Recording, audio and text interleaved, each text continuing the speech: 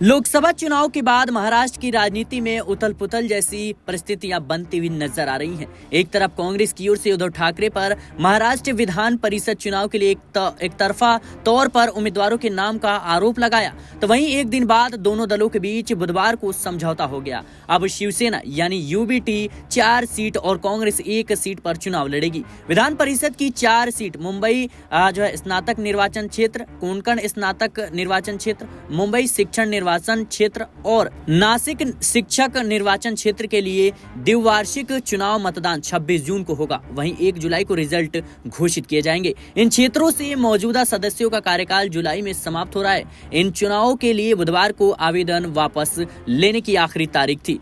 महाविकास आघाड़ी के 2 घटकों में हुए सीट बंटवारे के अनुसार शिवसेना यूबीटी मुंबई स्नातक निर्वाचन क्षेत्र, मुंबई शिक्षक निर्वाचन क्षेत्र और नासिक शिक्षक निर्वाचन क्षेत्र से चुनाव लड़ेगी, जबकि कांग्रेस कोंकण स्नातक निर्वाचन क्षेत्र से उम्मीदवार उतारेगी।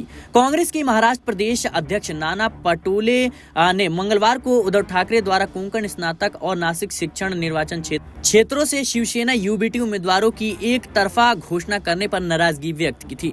इसके साथ ही उनकी उम्मीदवारी वापस लेने की मांग की थी। ठाकरे ने बुधवार को एक प्रेस कॉन्फ्रेंस कर कहा कि विपक्षी एमवीए में विधान परिषद की 4 सीटें होने पर चुनाव में उम्मीदवारों को लेकर कोई मतभेद नहीं है।